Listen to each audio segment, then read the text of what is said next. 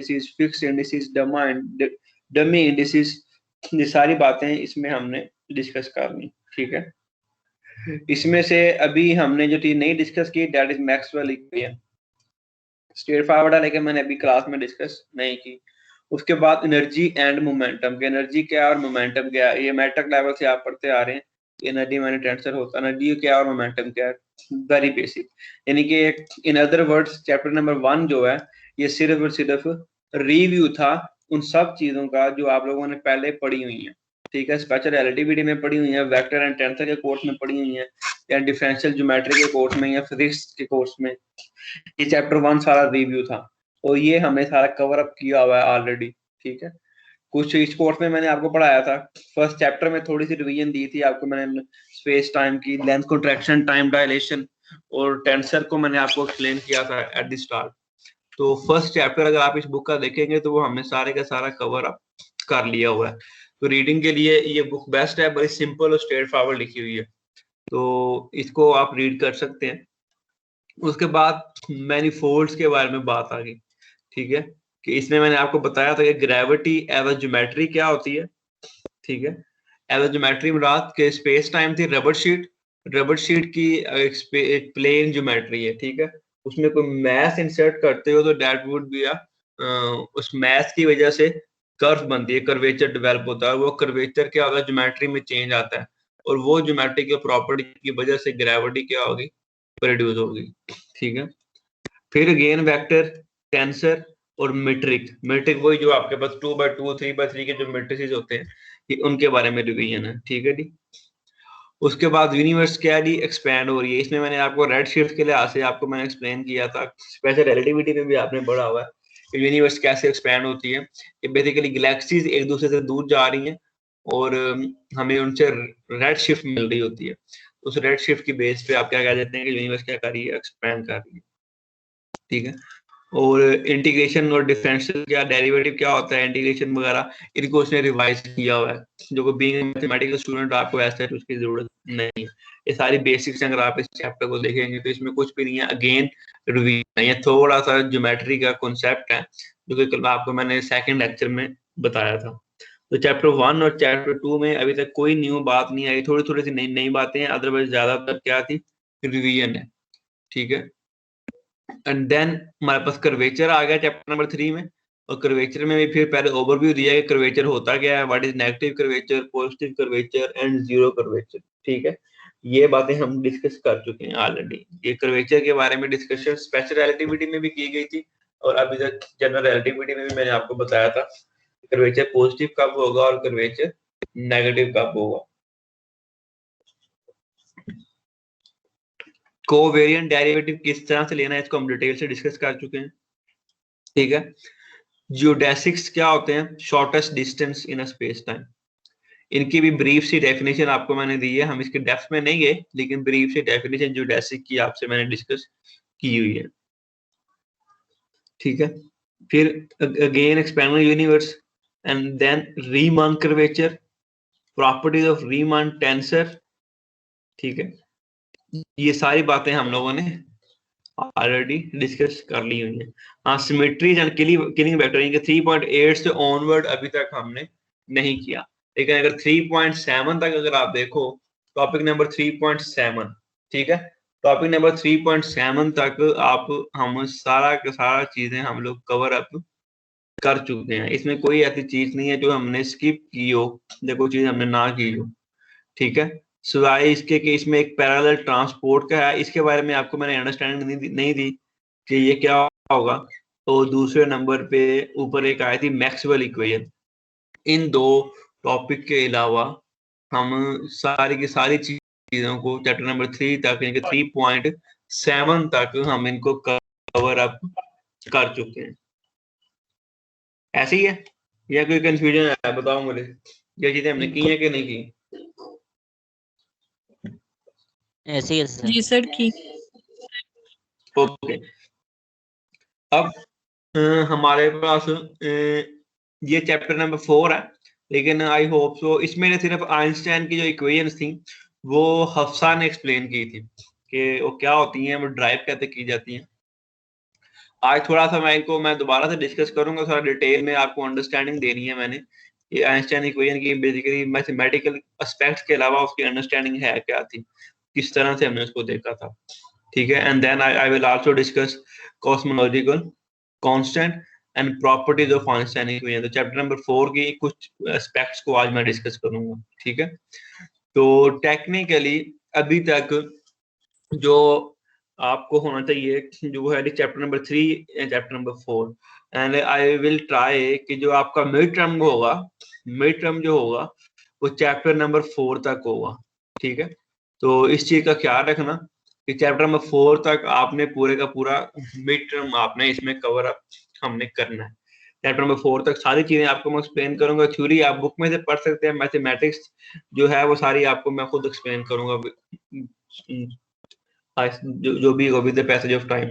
लेकिन थ्योरी और practice problems और डेरिवेंट चीजें आपको इस बुक में से आपको मिल जाएंगी। फर्स्ट 4 चैप्टर्स का मिड टर्म तक अपने माइंड में रखिएगा, ठीक है, जब भी मिड होमवर्क है। लेकिन मैं इन सब चीजों को मैं जो कुछ टॉपिक्स मिसिंग भी हैं, लाइक ऊपर मैक्सवेल इक्वेशन था, इन टॉपिक के अलावा एक दो कुछ और चीजें भी हम लोग पढ़ेंगे। लेकिन इस बुक के अकॉर्डिंग चैप्टर नंबर 4 तक हमने सारा कवर अप करना है। उसके बाद दूसरी ये बुक आपको मैंने ये रिकमेंड की थी, रियलिटिविटी डिमिस्टिफाइड, ठीक है।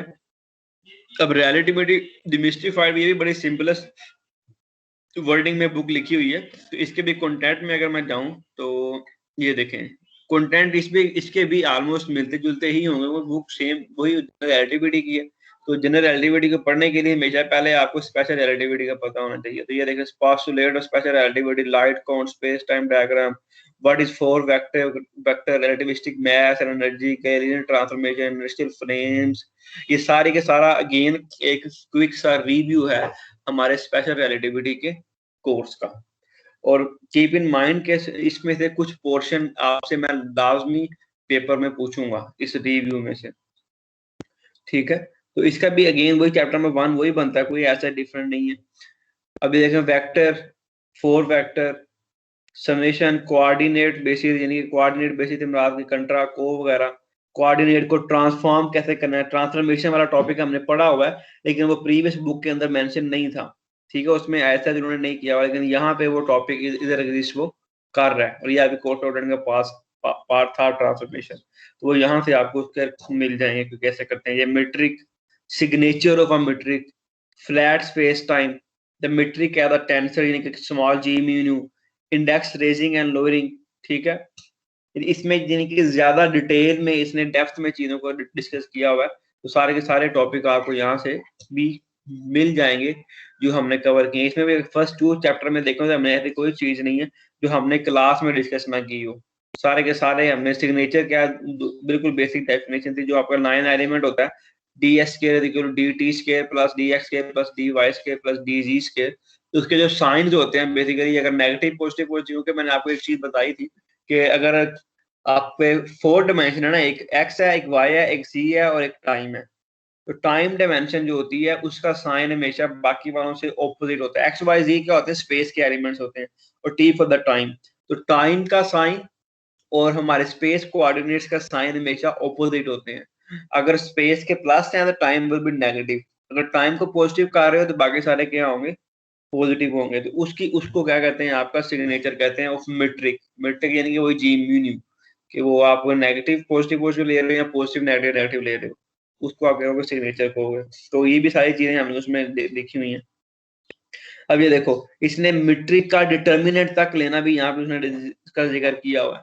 अब मीट्रिक के डिटर्मिनेंट का जिक्र यहाँ पे क्यों आएगा, क्योंकि अगर नॉन डायगोनल मीट्रिक हो, अगर नॉन डायगोनल 9 एलिमेंट आ जाए, मीट्रिक टेंसर हमारे पास आ जाए non diagonal G mu small G mu, तो उसमें क्या होगा कि नॉन डायगोनल का इनवर्स फाइंड करने के लिए फिर आपको उसमें भी मीट्रिक देना पड़ेगा, कुछ और भी कोई ना कोई आपको फाइंड आउट करना पड़ेगा, क्योंकि जब जी म्यू कंट्रा में होता है तो that is actually inverse of the metric tensor, और इनवर्स फाइंड करना आपको आना चाहिए किसी भी मीट्रिक का।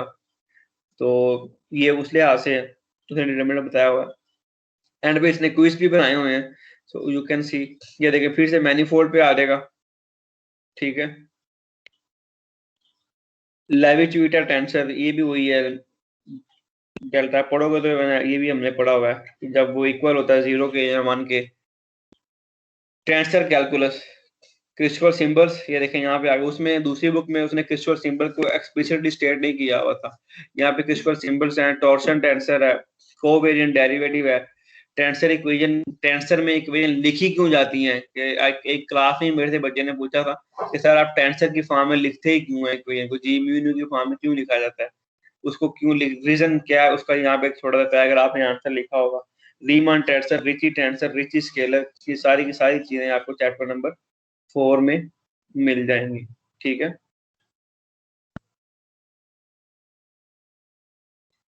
हाँ इसका भी देखो, तो चैप्टर नंबर 4 तक हमने किया हुआ है। आइंस्टाइन फील्ड इक्वेशंस को हम देखेंगे, ये भी हमने पूरा पढ़ना है। चैप्टर नंबर 5 जो है इसका, एटलीस्ट यहाँ तक the principle of general covariance, geodesic deviations, the Einstein equations and Einstein equation with cosmological constants, इन सब चीजों को। चैप्टर नंबर 5, इसमें चैप्टर्स ज्यादा बन जाएंगे, दैट बी चैप्टर नंबर 7। हाँ इसमें, इस बुक में अगर आप देखो तो जो हमने मिड तक पढ़ना है, इस बुक के अकॉर्डिंग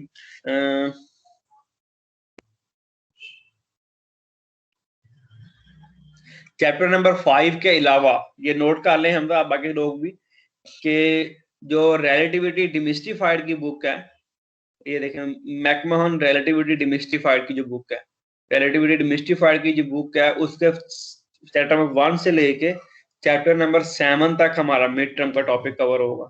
ठीक है, चैप्टर नंबर 7 तक। लेकिन उसमें से कौन सा चैप्टर चैप्टर इंक्लूड नहीं है, चैप्टर नंबर 5, चैप्टर नंबर 5 हम नहीं पढ़ना, चैप्टर 5 हम नहीं पढ़ेंगे, लेकिन चैप्टर 1 से लेकर 7 तक सारा हमने हमारे मिड का सिलेबस होगा। जो ये वाली बुक है, इसके हमारे पास 4 चैप्टर्स हैं इस बुक में, क्योंकि इसमें ज्यादा डिटेल्स में कंटेंट नहीं लिखे, इसमें थोड़ा सा डिटेल्स कम है। इसमें कुछ चीजें ऐसी हैं जो हमने पढ़ी हुई हैं लेकिन इसमें मेंशन नहीं है, तो इसका इसमें चैप्टर नंबर 4 तक है, और रिलेटिविटी डिमिस्टिफाइड में चैप्टर नंबर 7 तक है, लेकिन उसमें चैप्टर 5 आप लोगों ने इंक्लूड नहीं करना। बात समझ आ गई यहाँ तक? Yes sir. जी सर। ओके, अब ये तो आपको थोड़ा सा मैंने एक ओवरव्यू दे दिया, मैं चाह रहा था कि आपको बुक्स का बता दूं कि, क्योंकि मुझे आपकी जो क्लास पार्टिसिपेशन वगैरह थी उससे मुझे आइडिया हो रहा था कि आप लोग रीडिंग बहुत कम कर रहे हैं, जस्ट सिर्फ मैथमेटिक्स के ऊपर फोकस है और आपको चीजों के बारे में पता नहीं है कि वो क्या बता रहे हैं, वो तभी आएंगे जब बुक रीडिंग करेंगे। तो ये 2 बुक्स को देखें, बाकियों को ना देखें। ये रिलेटिविटी डिमिस्टिफाइड एक ये बुक है, और दूसरे नंबर पे ये अगर इस बुक को मैं करूं तो yes this is your book, David McMahon की बुक है रिलेटिविटी डिमिस्टिफाइड के नाम से। इसके 1 to 7 चैप्टर हैं, except chapter number 5 for the mid term. और इस बुक के जो है हमारे पास इंट्रोडक्शन टू जनरल रिलेटिविटी, और ये है जी कारोल, सीन एम कारोल। तो इसके इसके हमारे फर्स्ट 4 चैप्टर्स हैं फॉर द मिड टर्म्स। ठीक है, कोई क्वेश्चन यहाँ तक कोई आपके अगर लगा होगा मैंने ये चीज टॉपिक मैंने कहा लेकिन हमने पढ़ा नहीं है, बताओ। No sir. बात समझ लग गई है?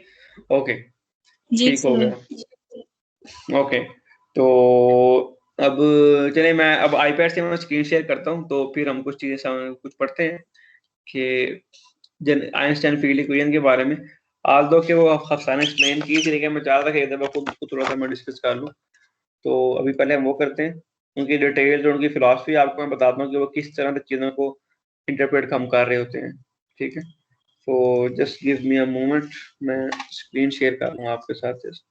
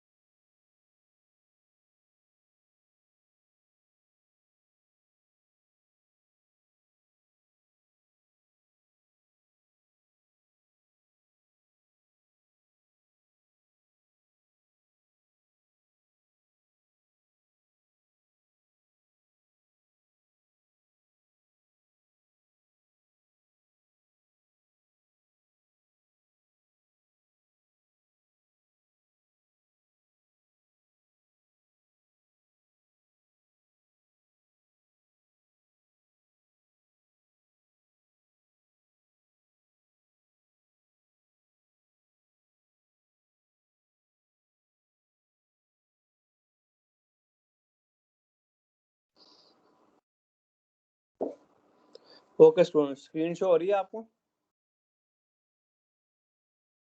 Yes sir. Okay okay okay. So हमारे पास अगर बात की जाए तो इसमें क्या होता है कि थोड़ा सा बेसिक से स्टार्ट करता हूँ ताकि आपको आइंस्टाइन की इक्वेशंस के बारे में थोड़ा सा अंडरस्टैंड हो सके। अगर स्पेस है हमारे पास तो लेट से ये हम स्पेस ड्रा कर लेते हैं, ठीक है जी। तो ये लेट से स्पेस है हमारे पास, ठीक है। अब इसमें दो चीजें होती हैं, ये हमारे पास एक स्पेस, हमारी स्पेस टाइम लेट से हमने ड्रा की, that is like a rubber sheet. ये आप इसको सपोज कर लें कि ये क्या है, एक रबर शीट है, ठीक है। अब इस स्पेस टाइम में हमारे पास क्या होगा कि आप इसमें दो चीजें आएंगी, one would be geometry and the second would be, इसमें मैथ्स क्या है, जिनके ज्योमेट्री है और दूसरे नंबर पे इसकी फिजिकल प्रॉपर्टी जो कि बेस करती है मैटर के ऊपर कि मैटर क्या है हमारे पास, ठीक है। अब इस सिनेरियो के अंदर, इस सिनेरियो में अगर आप देखो तो ये जो हमारे पास स्पेस टाइम है, मैंने एक रबर शीट ड्रा की, तो इसका कर्वेचर क्या नजर आ रहा है आपको? कर्वेचर क्या होगा इसका? Zero zero flat. इस सिनेरियो में इसका कर्वेचर क्या है हमारे पास? जीरो है, कर्वेचर जीरो है, ठीक है। अगर कर्वेचर जीरो है तो क्या इस वक्त इस स्पेस टाइम में कोई मैथ पढ़ा होगा? No sir. नो। अंडरस्टूड सी बात है ना, क्यों? क्योंकि आइंस्टाइन ने बेसिकली कर्वेचर को रिलेट किससे किया था? मैथ से। और अगर मैं ये कह दूं कि इसका कर्वेचर जीरो है, इट मीन टू से कि इस वक्त उसमें कोई भी मैथ और आपकी आवाज बहुत नहीं कम आ कर रही है। रहा। आवाज कम आ रही है? बाकी सबको भी कम आ रही है? जी सर, मुझे तो बहुत कम आ रही है। बाकी स्टूडेंट को ठीक आ रही है कि नहीं आ रही, मुझे कंफर्म कर दो ताकि फिर मैं उसके अकॉर्डिंग मैं देखूं। सर सही। सर ठीक आ रही है। ओके, फिर वो अली का मसला होगा नेट का। ओके, अब इसका मतलब क्या है? आज थोड़ा सा कॉन्सेप्चुअल बातें मैंने करनी है तो चीजों को अंडरस्टैंड करना जरा मैथमेटिकल पॉइंट ऑफ व्यू कम होगा। इसका मतलब क्या है? Curvature zero it mean to say कि हमारे पास स्पेस टाइम में आप ये कंक्लूड कर सकते हैं कि इसमें इस वक्त यहाँ पे कोई भी मैथ एग्जिस्ट नहीं कर रहा, ठीक है। क्योंकि अगर मैथ है, क्योंकि अगर हमारे पास, अगर हम कहते हैं कि there is a some curvature, अगर कहते हैं कि हम कोई कर्वेचर है, if there is some curvature, तो इट मीन टू से कि there must be a some math over here. और लेट्स से हमने यहाँ पे वो एक ऑब्जेक्ट हमने यहाँ पे रख दिया जिसका कोई ना कोई मैथ था, और वो इसके ऊपर एक, अगर मैथ है तो F is equal to ma, तो वो जो मैथ है वो कोई ना कोई फोर्स क्या करेगा? प्रोड्यूस करेगा, ऐसे ही है। Yes sir. तो उस फोर्स की वजह से हमारा स्पेस टाइम कर्वेचर क्या होगा? बेंड होगा, ठीक है। जब वो बेंड होगा तो इस इसके सिनेरियो में ये स्पेस टाइम क्या थी? फ्लैट स्पेस टाइम थी। हम इसको हम जीआर की लैंग्वेज में क्या कहते हैं?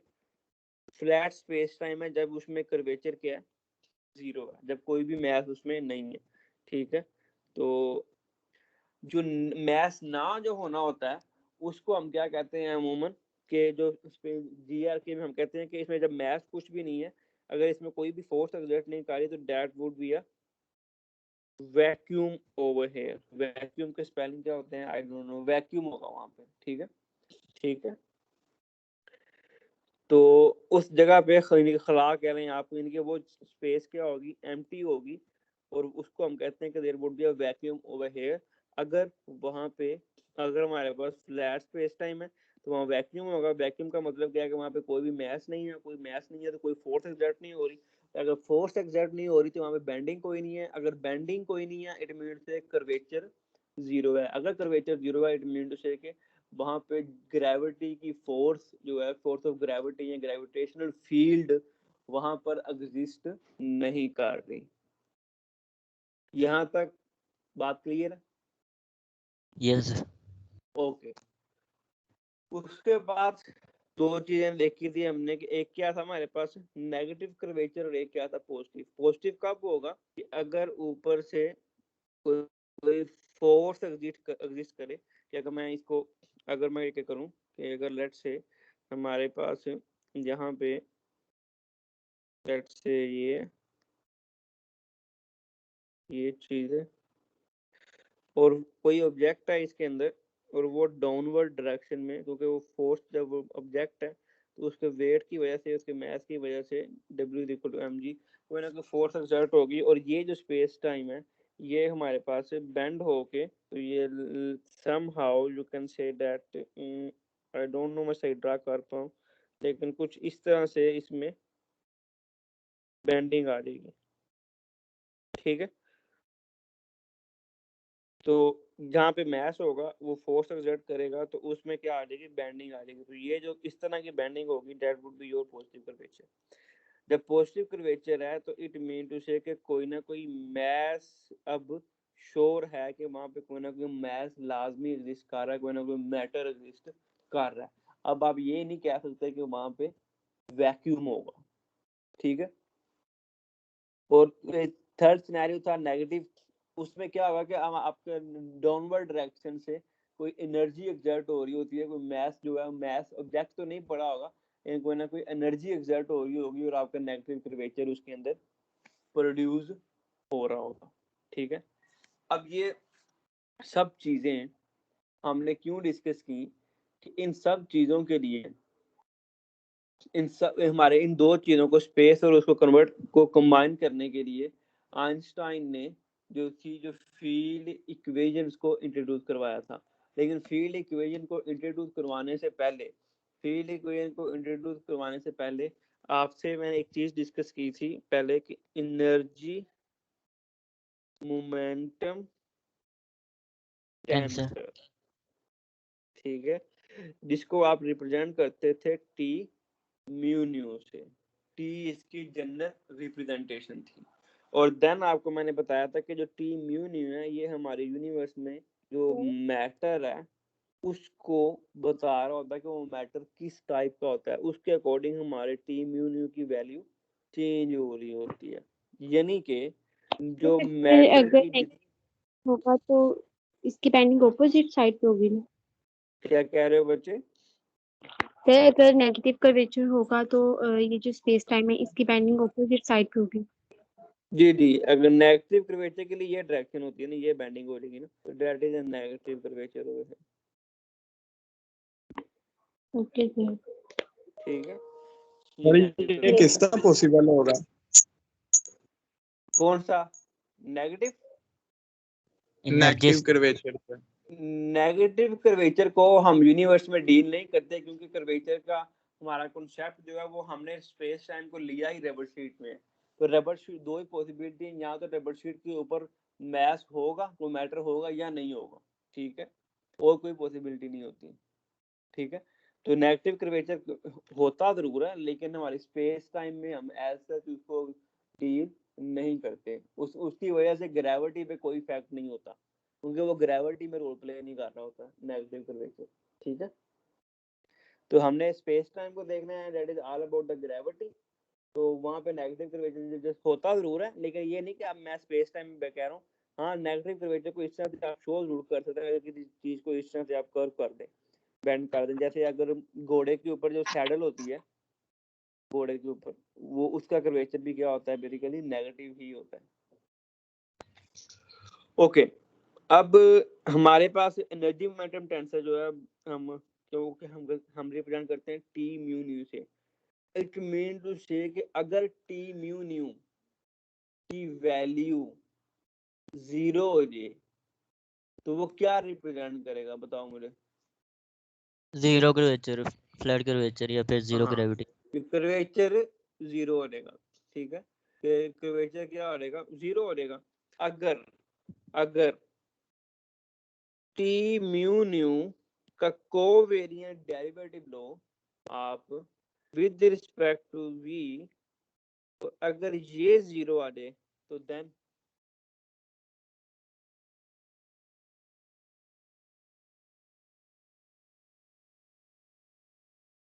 क्या होगा,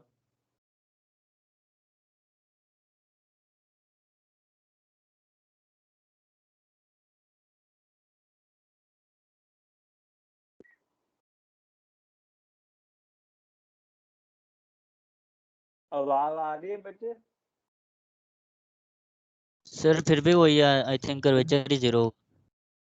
जीरो ही होगा। ओके, अब ये बताओ कि डेरिवेटिव फिजिकली किस चीज को रिप्रेजेंट करता है, पहले ये सोचो। Sir decreasing function. डेरिवेटिव की इंटरप्रिटेशन क्या है, what is the interpretation of the derivative, physically derivative जो होता है वो किस चीज को रिप्रेजेंट कर रहा होता है? सर चेंज को, सर चेंज चेंज और ये चेंज को स्लोप होता रिप्रेजेंट कर रहा है। तो अगर आप अपने मैटर का डेरिवेटिव जीरो ले रहे हैं तो इट मीन टू से थ्रू आउट हमारी स्पेस टाइम पे जो मैटर है उसमें कोई भी चेंज नहीं आ रहा, ठीक है, उसमें कोई भी चेंज नहीं आ रहा। जब कुछ चेंज नहीं आ रहा तो इट मीन टू से कि जितनी भी उसमें क्वांटिटीज हैं वो क्या है जी, कंजर्व्ड है। कंजर्व में कोई इनवेरिएंट है, उनमें किसी भी चीज में कोई भी चेंज नहीं आ रहा होता, हर चीज यूनिफॉर्म है and it's not changing at all. तो अगर आपके पास एनर्जी मोमेंटम टेंसर का डेरिवेटिव जीरो आए तो वो हमारे यूनिवर्स की जो कंजर्वेशन लॉ है, बताता है कि कोई भी चीज अगर, यानी कंजर्वेशन लॉ बेसिकली होता क्या है कि एनर्जी मैटर में कन्वर्ट हो जाती है, मैटर एनर्जी में कन्वर्ट हो जाती है, ये सारी कन्वर्ट आप कर रहे होते हैं, इंटरचेंजिंग आप तीनों को आपस में कन्वर्ट कर रहे होते हैं। अगर आप मैटर का डेरिवेटिव जीरो कर देते हैं तो इट मीन टू से कि हमारे पास हमारे मैटर में कोई चेंज नहीं आ रहा, और जो भी कर्वेचर अगर है या नहीं है, जो भी पोजीशन है वो एज इट इज अपनी स्टैटिक पोजीशन में है। यानी कि आप यूनिवर्स को क्या कंसीडर कर लेते हो, स्टैटिक और यूनिफॉर्म कंसीडर कर लेते हो। अगर हम ये कह दें कि टी म्यू न्यू का डेरिवेटिव क्या जीरो है, समझ रही बात की। और ये कब होगा, ये तब होता है जब हम फ्लैट स्पेस टाइम कंसीडर करें। अगर हम फ्लैट स्पेस टाइम कंसीडर करें और फ्लैट स्पेस टाइम में किसी एनर्जी मोमेंटम टेंसर का डेरिवेटिव लें तो that would be equal to zero, क्योंकि फ्लैट स्पेस टाइम में कर्वेचर जीरो होगा, कर्वेचर जीरो है तो मैटर कोई नहीं, अगर मैटर है भी है तो इट मीन टू से कि वो क्या रह रहा है, उसमें कंजर्व्ड रह रहा है, कि उसमें कोई भी वेरिएशन नहीं आ रही, कोई रोल प्ले वो नहीं कर रहा। तो टी म्यू न्यू का कोवेरिएंट डेरिवेटिव हमारे पास जीरो आ सकता है, लेकिन जब हमारे पास क्या हो, फ्लैट स्पेस टाइम हो। ओके, एनर्जी मोमेंटम टेंसर का दूसरा नाम ये होता है कि स्ट्रेस एनर्जी टेंसर। ये दो डिफरेंट नाम्स हैं, आप एनर्जी मोमेंटम टेंसर भी कह सकते हैं और इसी को आप स्ट्रेस एनर्जी टेंसर भी आप कह सकते हैं। दोनों एक ही चीज के डिफरेंट नेम्स हैं। अब जब ये हमने मैटर के बारे में थोड़ी सी हमने अंडरस्टैंडिंग ले ली, तो मुझे अब ये बताओ कि अगर हमने कंसीडर कर लिया फ्लैट स्पेस टाइम, और फ्लैट स्पेस टाइम में हमने ये भी कह दिया कि जब आप टी म्यू न्यू का डेरिवेटिव लोगे तो that would be equal to zero. तो ये जो है हमारे पास, ये अगर टी म्यू न्यू का डेरिवेटिव जीरो हम कंसीडर कर लेते हैं तो क्या ये आपको क्रिस्टोफर सिंबल्स के बारे में कोई इंफॉर्मेशन देगा? अगर हमारे पास टी म्यू न्यू का नो डेरिवेटिव सर, जीरो है तो हमें क्रिस्टोफर सिंबल के बारे में कोई इंफॉर्मेशन मिल सकती है वहां पे? नो सर, क्योंकि वो ज्योमेट्री ऑफ कर्वेचर है। वो कर्वेचर है, ओके। उसके अलावा एनिमल एल्स के हमजा ने कहा कि हमें एनर्जी मोमेंटम टेंसर के डेरिवेटिव जीरो होने से हमें क्रिस्टोफर सिंबल्स के बारे में इंफॉर्मेशन नहीं मिल सकती। यानी कि अगर ये चीज हमने जीरो कर दी है और हमने ये बता दिया है कि टी म्यू न्यू का कोवेरिएंट डेरिवेटिव 0 होगा for the flat space time. तो क्वेश्चन फिर से वही है कि क्या फ्लैट स्पेस टाइम में टी म्यू न्यू का डेरिवेटिव विद रिस्पेक्ट टू 0 होने के साथ क्या हमें क्रिस्टोफर सिंबल्स के बारे में कोई इंफॉर्मेशन मिल सकती है, हम कोई चीज कंक्लूड कर सकते हैं इन दो इंफॉर्मेशन को यूज करके, flat space time and T mu nu equal to 0।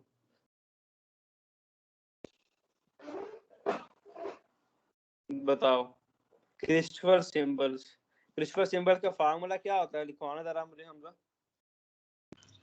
Sir 1/2 GA mu bracket 3G पहले 2 प्लस के साथ आखिरी वाला नेगेटिव के साथ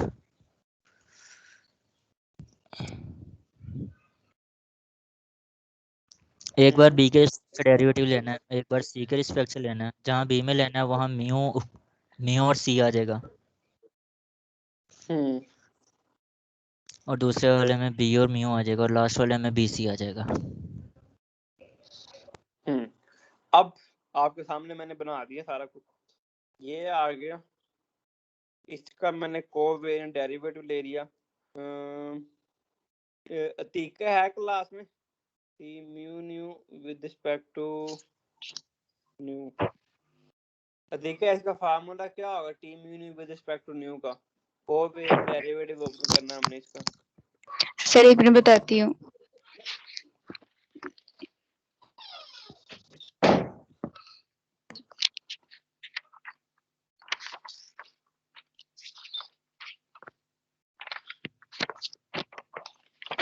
बच्चे जुबान नहीं बताना है, ढूंढ के नहीं बताना, सिंपल है, स्ट्रेट फॉरवर्ड है। सर इसका डेरिवेटिव वो होगा, किया था मैंने,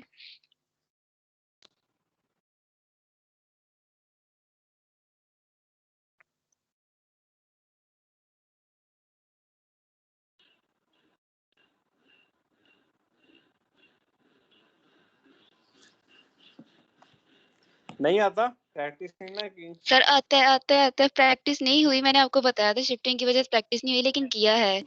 सर इसका आएगा,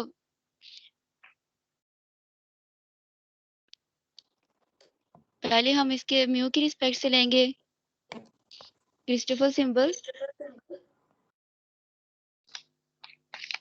आगे नेगेटिव साइन है पॉजिटिव साइन है, कौन सा साइन है?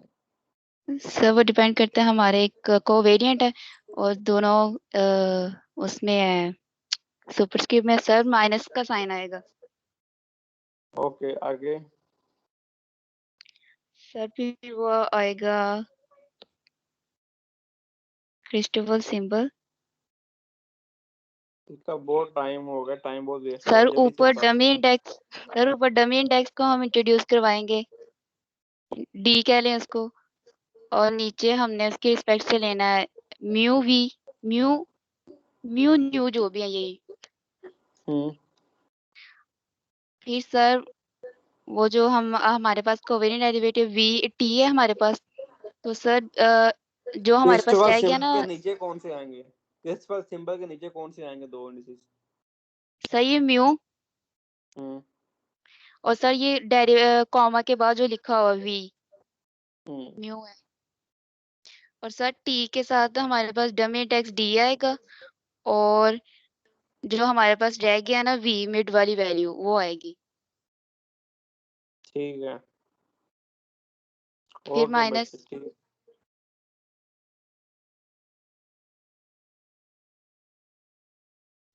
ये ओके। आप मुझे बताएं, आप मुझे बताओ, आप सबसे क्वेश्चन है वन बाय वन, क्वेश्चन दोबारा से वही दोनों फार्मूला मैंने आपके सामने लिख दिए। We have this Nadeem tensor over here, Nadeem tensor matter के बारे में बताता है। अगर फ्लैट स्पेस टाइम है तो नदीम टेंसर का डेरिवेटिव क्या आता है, विद इक्वल टू 0 आता है।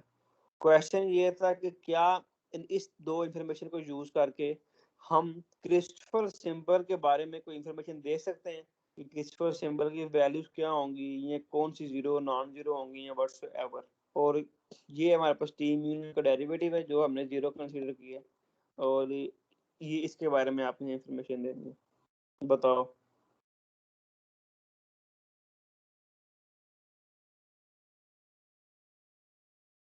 तो इसमें एक और चीज भी यूज होनी है कि डेरिवेटिव।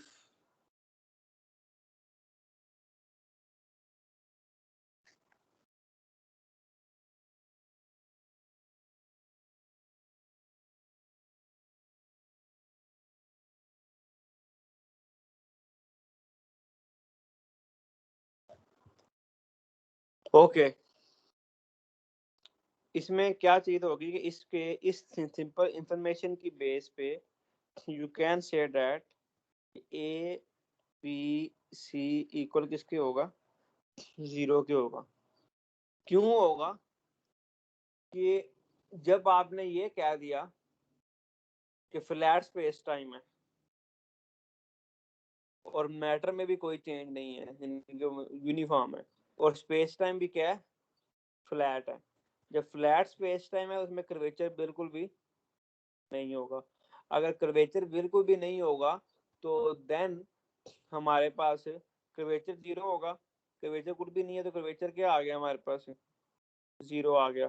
अगर कर्वेचर 0 है इट मींस है कि Riemann tensor, Ricci tensor, Ricci scalar सब क्या होंगे, 0 होंगे। और वो सारे के सारे किसके ऊपर बेस कर रहे होते हैं, हमारे क्रिस्टोफर सिंबल्स के ऊपर बेस कर रहे होते हैं। और क्रिस्टोफर सिंबल्स के अंदर फार्मूला किसका है, जी बी म्यू सी, यानी कि जो मीट्रिक टेंसर है जी, उसके क्या है, डेरिवेटिव्स हैं। तो जब फ्लैट स्पेस टाइम होती है तो ये फार्मूला देखो, T mu nu comma nu, तो इसमें हम फ्लैट स्पेस टाइम में G A B comma let's say C that is equal to G A B comma C. या सिमिलरली इस केस में मैं बात करूं तो T mu nu comma semicolon nu that is equal to T mu nu semicolon nu. क्यों, क्योंकि जब स्पेस टाइम फ्लैट क्या दी गई, जब स्पेस टाइम फ्लैट है, फ्लैट स्पेस टाइम कंसीडर कर ली गई, तो ये दोनों क्रिस्टफर सिंबल्स क्या हो जाएंगे, 0 हो जाएंगे। पाई या नदीम मेंटम टेंसर या व्हाटसोएवर, ये क्रिस्टफर सिंबल्स दोनों क्या होंगे, 0 होंगे।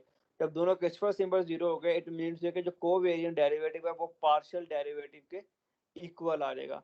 जब कोवेरिएंट डेरिवेटिव पार्शियल डेरिवेटिव के इक्वल आ जाएगा इट मींस कि फ्लैट स्पेस टाइम जब भी कंसीडर होगी तो फ्लैट स्पेस टाइम में किसी भी जगह पे अगर आप कोवेरिएंट डेरिवेटिव फाइंड करें तो that is simply equal to partial derivative of with respect to particular indices. तो सेम केस इसके लिए होगा फिर जी ए बी और covariant derivative with respect to C किसके इक्वल हो जाएगा, जी ए बी कोमा सी, यानी कि partial derivative with respect to C हो जाएगा। तो यहाँ पे अगर आप देखो क्रिस्टफर सिंबल्स में, सॉरी हाँ क्रिस्टफर सिंबल के फार्मूले में, तो ये क्या mu C partial derivative with respect to B, यानी कि G B mu partial derivative C, G B C partial derivative of A, यानी कि ये सारे के सारे क्या हैं, पार्शियल डेरिवेटिव्स हैं। और हमने एक प्रूफ किया था कि ये चीज किसके इक्वल होती है, 0 के। अगर जी ए बी मीट्रिक टेंसर का कोवेरिएंट डेरिवेटिव लो तो वुड बी इक्वल टू 0। तो ये चीज हमने प्रूव की 0 थी 0 के इक्वल। तो अगर फ्लैट स्पेस टाइम है तो फिर ये चीज भी किसके इक्वल हो रही है, 0 के, पार्शियल डेरिवेटिव। इस वजह से ये टर्म भी क्या होगी, 0, ये टर्म भी क्या आएगी, 0, और ये टर्म भी क्या आएगी, 0। तो 0 0 0 और प्रोडक्ट किससे होना, फिर 0 से, तो क्रिस्टोफर सिंबल्स भी क्या आएंगे, 0 आएंगे। क्योंकि फिलॉसफी क्या थी, मैटर एंड द ज्योमेट्री। जब मैटर को 0 कर दिया, फ्लैट स्पेस टाइम ले ली, कर्वेचर क्या हो जाएगा, 0। तो मैथमेटिकली भी आप वो चीज देख सकते हैं कि अल्टीमेटली क्रिस्टोफर सिंबल्स क्या मिलेंगे आपको, सारे 0 मिलेंगे। जब सारे क्रिस्टोफर सिंबल्स ही 0 मिल गए तो हमारे पास जो रीमान टेंसर और री टेंसर का फार्मूला जो था हमारे पास, अगर आपको याद हो, तो रीमान टेंसर का अगर हम फार्मूला देखें R A B C D, तो उसमें सारे के सारे क्या थे, क्रिस्टोफर सिंबल्स ही थे। ऐसे ही है ना, उसमें सारे क्या थे, क्रिस्टोफर सिंबल्स थे। तो क्रिस्टोफर सिंबल 0 आ गया तो रीमान टेंसर 0 आ गया। अगर रीमान टेंसर 0 आ गया तो रिची स्केलर भी और रिची टेंसर भी क्या आ जाएगा, 0 आ जाएगा। अगर ये 0 आ गया तो अल्टीमेटली रिची स्केलर भी 0 आ गया, तो अल्टीमेटली कर्वेचर भी क्या 0 होगा। बात समझ में आई है फिलॉसफी की। अगर फ्लैट स्पेस टाइम है तो उस एक सिंपल फ्लैट स्पेस टाइम की वजह से हमारी सारी के सारी कैलकुलेशंस किस तरह से 0 हो जाती है। Yes sir. ओके, तो ये कुछ चीजें आपको मैंने बतानी थी, थोड़ी सी फिलॉसफी की आपकी कैलकुलेशन के पीछे बैक एंड पे मैटर एंड ज्योमेट्री कैसे रिलेट हो रहे हैं और आप उनको कैसे इंटरप्रेट कर रहे होते हैं मैथमेटिकल इक्वेशन में। सिर्फ आपने कैलकुलेशन करना नहीं सीखनी, आपको पता भी होना चाहिए कि आप बेसिकली जो भी चीजें इवेलुएट कर रहे हैं वो इवेल्युएशन जो है हमारे यूनिवर्स की स्पेस टाइम के ऊपर किस तरह से इफेक्ट कर रही है। ठीक है, ओके। जब ये चीज आ गई हमारे पास, तो अब हम क्या करेंगे कि अब अगर देखें तो हम जाते हैं आइंस्टाइन की फील्ड इक्वेशन की तरफ। ठीक है, आइंस्टाइन की फील्ड इक्वेशंस क्या थी हमारे पास कि that was equal to G mu nu, ये उसने किया था, हाँ हफ्सा ने किया था। ठीक है, तो इक्वेशन याद है किसी को जनरल फॉर्म? Yes sir. लिखवाओ जरा मुझे, क्या होगी? सर लिखें जी ए बी या जी म्यू, जो मर्जी लिखें। जी ए बी लिख देते हैं। G A B is equal to kappa into T A B. और कैपा किससे इक्वल है? 8 पाई जी ओवर सी की 4, C is equal to speed of light. हाँ ठीक हो गया, तो ये उसके इक्वल आ जाएगा। ठीक है, ओके। अब इसमें हमारे पास ये कैपा को आप लिख सकते हैं 8 पाई जी ओवर सी 4, 8 पाई जी ओवर सी 4, वैसे the speed of light over here. ठीक है, तो यहाँ हमारे पास जो जी ए बी है, इसको आप ये भी लिख सकते हैं कि आर, तो जी ए बी की जो फार्मूला है इसको अगर आप एक्सपेंड करें तो that would be equal to R A B minus 1/2 R G A B plus, अब ये आपको मैं लिखने लगा, इसको अब समझना कि ये इक्वेशंस है क्या, म्यू इन थोड़ी ए बी की फॉर्म में लिख रहे हैं तो हम सारे को ए बी की फॉर्म में ही लिख देते हैं। And that would B, kappa की जगह कैपा की वैल्यू पुट कर दो तो 8 pi G over T4 and there would be T A B. ठीक है, ये हमारे पास कंप्लीट हमारी इक्वेशन है। ठीक है, यहाँ ये जो जी ए बी था ये इसके इक्वल था, ये जो हमारे पास पूरी टर्म है R G A B equal to, मैं लिख भी देता हूँ, G A B is equal to R A B minus 1/2 R G A B. ठीक है, अब इसमें ये देखो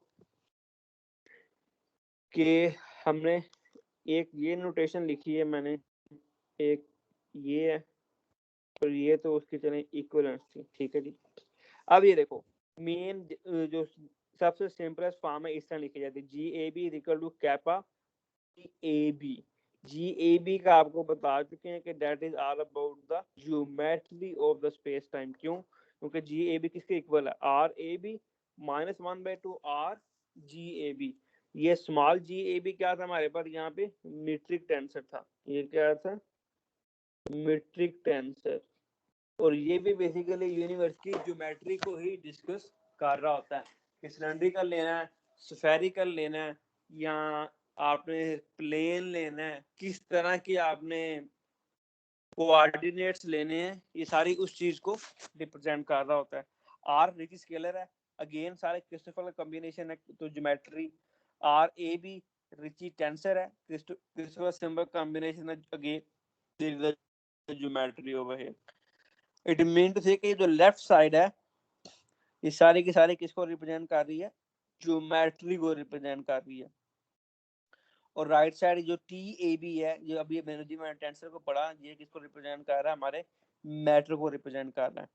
और अब इसमें ये जो टर्म मैंने एक्स्ट्रा ऐड की, जिसको अभी हमें डिस्कस करना है, ये जो एक्स्ट्रा टर्म मैंने ऐड की, ठीक है, ये जो ए टाइप आपको सिंबल नजर आ रहा है साथ जी ए बी है। ठीक है, अब ये इक्वेशन जो टर्म हमने एक्स्ट्रा ऐड की, ये टर्म यहाँ पे क्या कर रही है, तो इसमें जो है ये जो ए टाइप डेल्टा सिंबल है, इसको हम कहते हैं कॉस्मोलॉजिकल कांस्टेंट। अब इसकी रीजन क्या है, इसको यहाँ पे ऐड करने की या ना ऐड करने की, आपको मैं क्विकली सा बता देता हूँ कि ये हमारे पास है कॉस्मोलॉजिकल कांस्टेंट। आइंस्टाइन ने बेसिकली जब ये इक्वेशंस डेवलप की गई थी तो ये जो हमारे पास यहाँ पे कॉस्मोलॉजिकल कांस्टेंट है, इस कॉस्मोलॉजिकल ये कांस्टेंट है, इट मींस है कि आप इसकी कोई भी वैल्यू कंसीडर कर सकते हैं। तो इस कॉस्मोलॉजिकल कांस्टेंट को जीरो के इक्वल सपोज कर लिया गया था। अगर कॉस्मोलॉजिकल कांस्टेंट जीरो है तो ये पूरी की पूरी टर्म क्या हो जाएगी, जीरो हो जाएगी।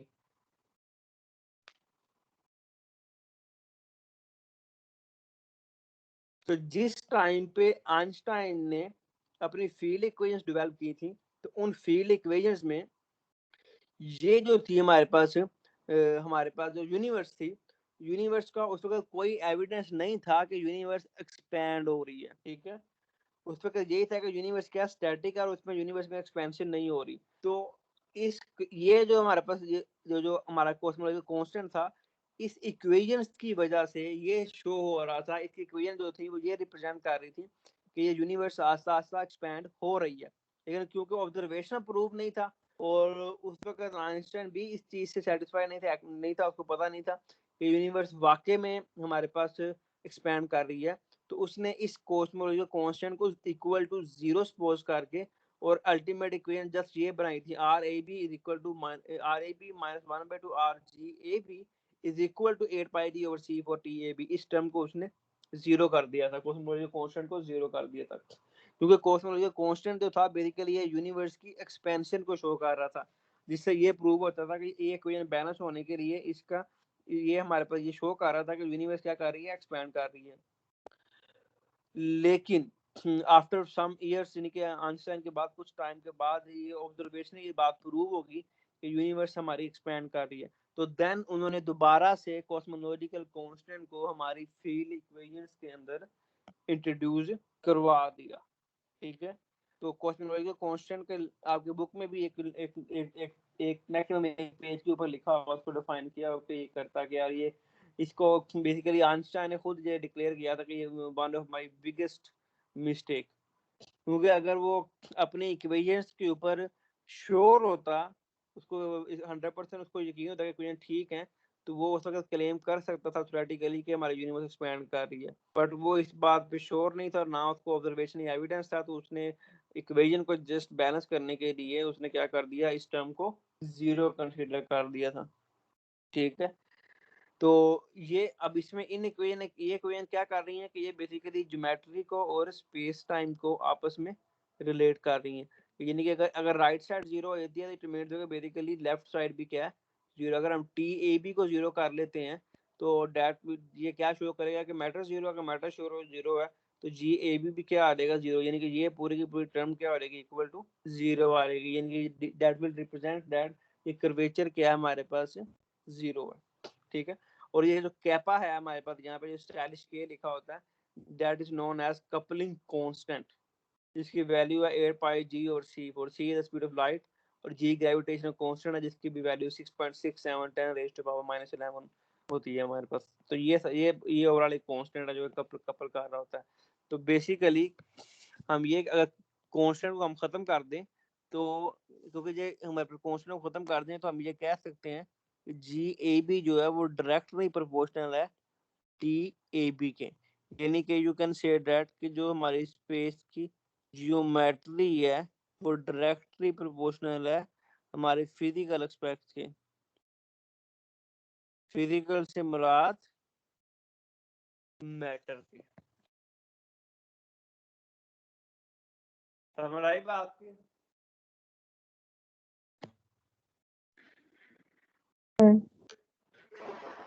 ओके, अब ये तो थी थोड़ी सी आपको मैंने इसका एक ब्रीफ सा मैं कोशिश की कि आपको थोड़ा सा मैं एक्सप्लेन कर दूं फिलॉसफी इसकी बैक एंड पे कि वो है क्या और किस तरह से हमारी बेसिकली ये वर्क कर रही होती है चीज।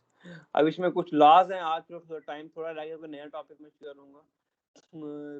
बेसिक से लॉज को थोड़ा सा मैं आपको एक्सप्लेन कर देता हूँ कि उन लॉज को आपने मेमोराइज करना है और बुक में से उनकी डिटेल भी पढ़ लेनी है कि डिटेल है क्या है। इनके जनरल रिलेटिविटी के पोस्टुलेट्स थे कि basically postulates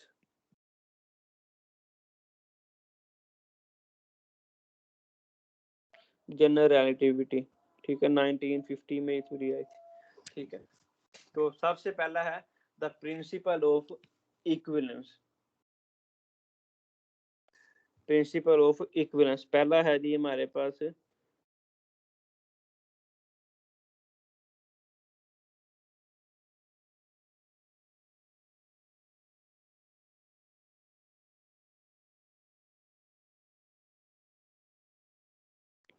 principal of equivalence. और ये है क्या था कि इसने सिर्फ ये कहा था कि हमारा जो इनर्शियल मास है, दिस स्टेट्स दैट, मैं कलर चेंज कर लूं, this states that inertial and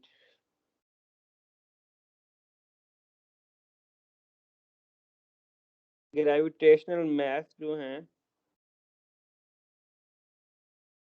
are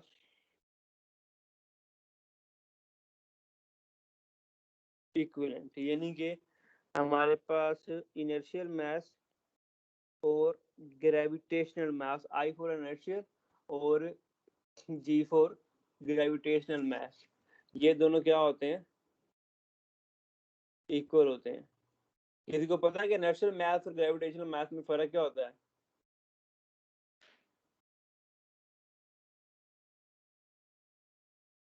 inertia होता क्या है? एनीवन?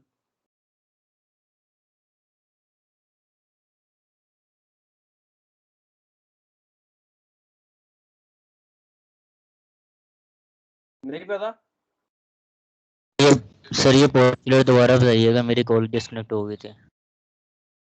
मैंने कहा कि principle of equivalence this states that inertial mass and gravitational mass जो होते हैं दोनों क्या होते हैं जी, सेम होते हैं। ये हमारी जो लॉ था, हमारा पोस्टुलेट था, उसके बारे में क्या कहते हैं, जनरल रिलेटिविटी का, इनर्शियल मास क्या होगा, सेम होगा, और हमारे पास ग्रेविटेशनल मास भी क्या होगा, सेम होगा। और फार्मूला क्या होता है, एम आई फॉर इनर्शियल मास है और एम जी क्या है हमारे पास, ग्रेविटेशनल मास है।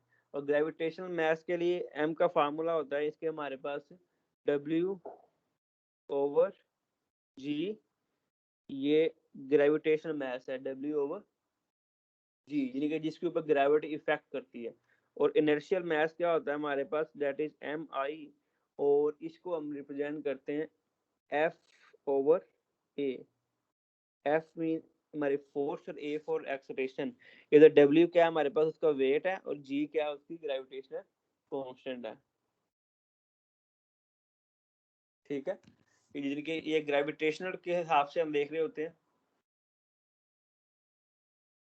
और ये इनर्शिया का तो ताल्लुक होता है मोशन के साथ, तो किसी भी ऑब्जेक्ट को जब आप पुश करते हैं तो वो, अगर लेट्स से अगर मैं एग्जांपल दूं, तो हमारे पास जो ग्रेविटेशनल मास होगा, अगर एक हमारे पास बॉल है, उस बॉल को अगर आप इस डायरेक्शन में ड्रॉप कर देते हैं किसी हाइट पे जाके, उसको अगर आप ड्रॉप कर दें, जब ये नीचे आ रही होगी तो उस वक्त उसकी जो जी की वैल्यू के अकॉर्डिंग इसका जो मास होगा, that would be M G equal to W over जी।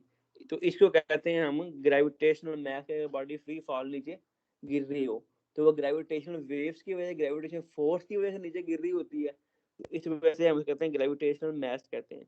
और एम आई इनर्शियल जो होता है वो मास कौन सा होता है, कि अगर आपको ये बॉल है हमारे पास यहाँ पे, और इनर्शिया क्या होता है कि लॉ ऑफ इनर्शिया क्या है कि हर ऑब्जेक्ट अपनी स्टेट को चेंज नहीं होने देता अनटिल कि आप कोई एक्सटर्नल फोर्स उस पर अप्लाई ना कर दें। तो अगर ये ऑब्जेक्ट यहाँ पे है, इसके ऊपर कोई आप एक्सटर्नल फोर्स इस तरह इस डायरेक्शन में आप इसके ऊपर लगाते हैं, और ये ऑब्जेक्ट इस आगे फर्दर मूव करना शुरू कर देता है, तो इस दौरान जो इसका मास होगा, that would B inertial mass. Okay sir. तो ये दोनों मास क्या होते हैं, बेसिकली सेम होते हैं। ये पहला प्रिंसिपल था हमारे पास, जो पोस्टुलेट था, इसको हम कहते हैं प्रिंसिपल ऑफ इक्विवेलेंस। ठीक है, तो ये आपको पता होना चाहिए, हमारे पहला आता है। उसके बाद नेक्स्ट है वीक इक्विवेलेंस प्रिंसिपल, ठीक है।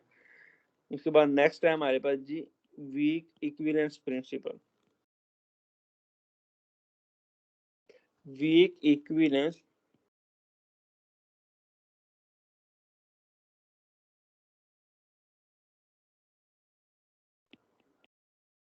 Principal.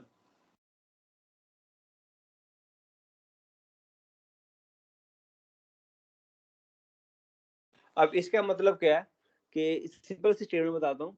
Week gravity equivalence principal क्या है? इक्विवेलेंस से मुराद के सेम है, वीक से मुराद की इसकी स्टेटमेंट क्या बनेगी कि जो ग्रेविटेशन फील्ड जो होती है जो यूनिवर्स में, वो हर रीजन में क्या होगी? सेम होगी। वीक इक्विवेलेंस प्रिंसिपल क्या कहता है? The gravitational field is universal in the every region of the universe. यानी कि जहां जहां पे भी ग्रेविटी एग्जिस्ट कर रही है, वहां पे ग्रेविटेशन फील्ड जो है वो क्या होगी? यूनिवर्सल होगी, क्योंकि उसमें कोई भी चेंज आपको नहीं मिलेगा। यानी कि हर जगह पे जहाँ पूरी की पूरी यूनिवर्स में किसी भी जगह पे आप ग्रेविटेशन फील्ड को अगर आप कपल करवाने की कोशिश करें विद मैथ एंड एनर्जी, यानी ग्रेविटेशन फील्ड का मैथ और एनर्जी के साथ जो रिलेशन है वो पूरी की पूरी यूनिवर्स में हर रीजन में क्या होगा? सेम होगा। ये क्या कहलाता है हमारे पास जी? Weak equivalence principle. और नेक्स्ट है हमारे पास strong equivalence principle. Strong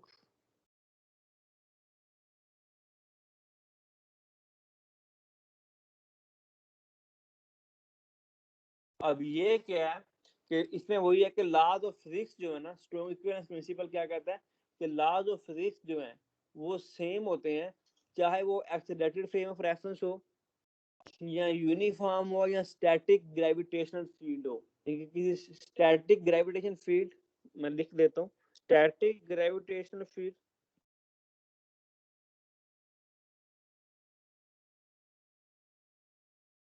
static gravitation field और हमारे पास accelerated reference frame,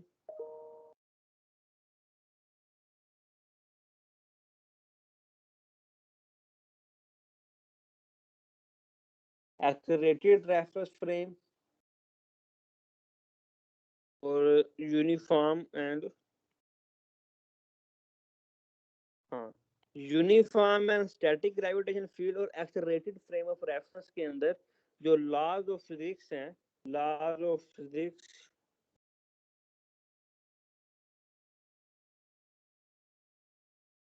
would be same. Same. ठीक है, ये इनकी स्टेटमेंट है, बिल्कुल सिंपल वर्डिंग में मैंने लिखने की कोशिश की है कि यूनिफॉर्म और स्टैटिक अगर ग्रेविटेशन फील्ड हो या एक्सेलरेटेड रेफरेंस फ्रेम हो, उन दोनों में लॉज ऑफ फिजिक्स क्या रहेंगे हमारे पास? सेम होंगे। ये क्या होती है? ग्रेविटेशन स्ट्रॉन्ग इक्विवेलेंस प्रिंसिपल है। और वीक इक्विवेलेंस प्रिंसिपल क्या है कि हर जगह पे ग्रेविटेशन फील्ड क्या होगी? यूनिवर्सल होगी। ठीक है, और वो एनर्जी और मैथ से सेम वे में कपल करेगा। ठीक है, यानी कि कपलिंग, इधर भी मैं लिख देता हूँ, कपलिंग जो होती है, coupling with mass and energy. Sir universe मतलब कांस्टेंट होगा ना, वो सेम ही यूनिवर्सल मीन के, यूनिवर्सल मीन के एक जैसी है, हाँ बिल्कुल आप कह सकते हो। Okay coupling with mass and energy with gravitational field is universe. ठीक है, तो ये था हमारे पास स्ट्रॉन्ग इक्विवेलेंस प्रिंसिपल। ठीक है, तो ये पहला था पॉस्टुलेट। फर्स्ट पॉस्टुलेट ये है कि जिसमें ये तीन चीजें हमने अज्यूम की थी कि ये होनी चाहिए कि प्रिंसिपल ऑफ इक्विवेलेंस, उसमें वीक इक्विवेलेंस प्रिंसिपल और स्ट्रॉन्ग इक्विवेलेंस प्रिंसिपल, और दूसरा था the principle of general covariance, the principle of general covariance या कोवेरियंस प्रिंसिपल क्या होता है? Principal of general covariance. ठीक है, इसमें उन्होंने क्या कहा था कि जनरल कोवेरिएंस में क्या चीज थी कि अगर